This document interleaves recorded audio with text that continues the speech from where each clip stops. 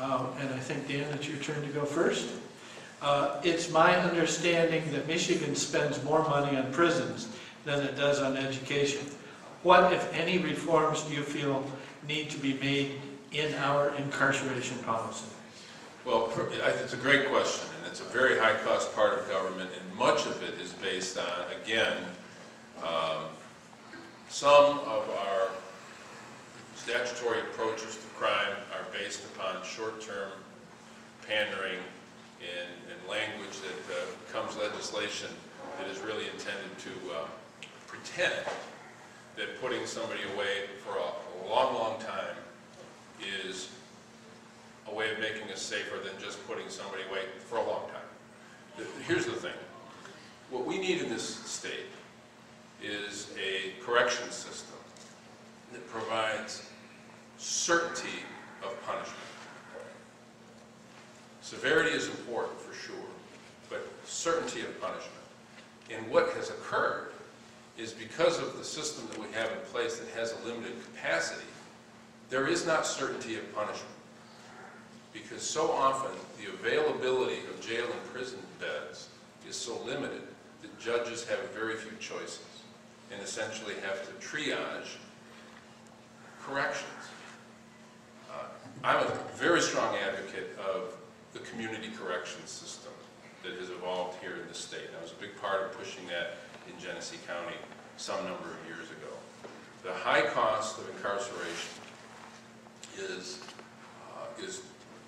one of the reasons that the structure of the state government's finances is out of whack. I think the governor's attempted to address this, but I think this is a community problem, and very often the solution is best found in thoughtful, creative, local public officials who understand their communities and understand how to organize community-based correction alternatives to high-cost prison beds that provide certainty of punishment for people who commit crimes at an earlier point in their criminal career. And I think unless we address that, we're going to continue to pay high costs and have relatively modest returns when it comes to public safety.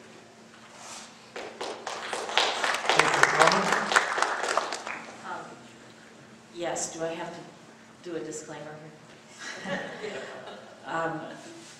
We have been tough on crime, but not very smart on crime for about 35 years. It was driven by headlines. Our policy was driven by headlines.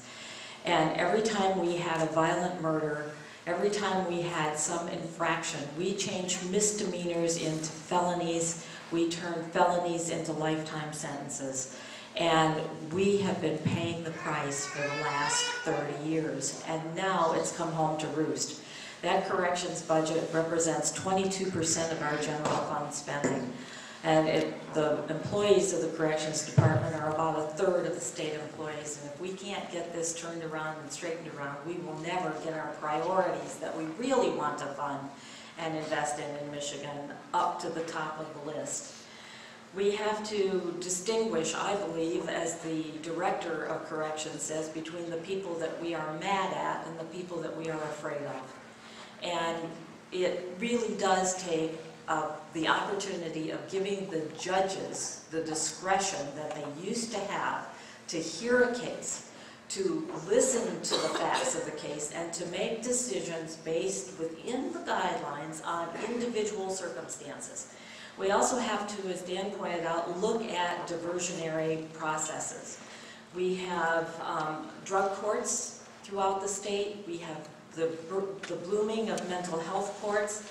And I am so tired of having the sheriffs of the state of Michigan come to me and say, I am not the mental health institution for the state of Michigan. And that is where you will see about a third of our mental health customers being the clients of the Department of Corrections.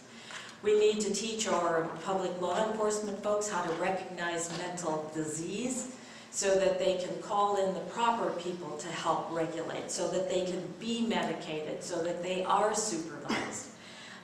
We also have to look at, thank you, we also have to look at a public defender system. We have innocent people, we have people who are overcharged in our system. And without looking at that public defender system that says you get the right to a fair, competent, well-experienced attorney, regardless of your ability to pay, and you get a good defense, we are going to continue to see this burgeoning of people who don't belong in prison or don't belong there for 25 years, but perhaps 15. Dan was right when he talked about length of sentences. We need to revise our sentencing guidelines, and we certainly need to talk about what truth in sentencing is. That is a red herring that we have used in the state of Michigan for too long. Truth in sentencing is how you define it. And in the surrounding Great Lakes states, it's 85% of the time that you are sentenced if you do your programming and you behave. Time is up. Thank you. Bruce? I think the corrections system is probably the biggest oxymoron in government. Corrections. What exactly are we correcting? And how bad does the recidivism rate have to be before we understand that we haven't corrected it? And Alma hit the nail right on that about the mental health. I have a brother with schizophrenia. I bailed my brother out of jail. I've seen him bruised and battered coming back from jail.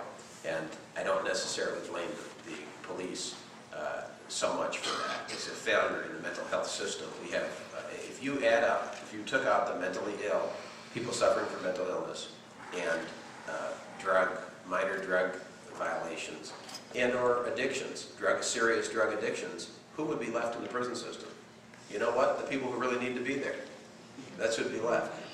Maybe. I mean, you'd have dangerous, you could get down to your dangerous felons, the ones that wouldn't be in community corrections, and you would, not only is it the right thing to do, you would save millions and millions and millions of dollars. We're going to work on this. It sounds like we're all of one accord. So if we could dominate the legislature with folks like us, but this is what we're going to be fighting for. It's insanity what we're doing, and it's unsustainable financially. So we have to be a lot more selective about who gets those 30. What is it up to? $35,000 now a year prison cells. We could be sending folks to college. You know, we could be sending them to U of M for this price. We do have to look at prison, at sentencing reform, you know, the disparity, and President Obama is looking at this. I just met the judge who he's put in charge of it, looking at the disparity between crack versus powder cocaine, for example. The disparity in sentencing, which is ridiculous. But I'm interested in making the system actually work in terms of less recidivism. So look at real treatment. If you send somebody to prison and they have an addiction, and you don't deal with the addiction, you know, you're not really solving anything. You're not correcting it. 1 minute. Mental illness, people with mental illness need treatment. You're not correcting anything. And the other thing we need to do is look very carefully at separation. We still have issues of putting in new criminals, new offenders with career criminals. And they go into prison and they're learning the skill. They come out better. We've taken out college education. It used to be your best prisoners, the ones with the best performance could earn a degree. They could come out with some skills. Now we took that away. And the only thing they're going to come out with is bigger muscles, perhaps, from working out, and better criminal knowledge from the other criminals. So we really got to reform from start to finish our prison system.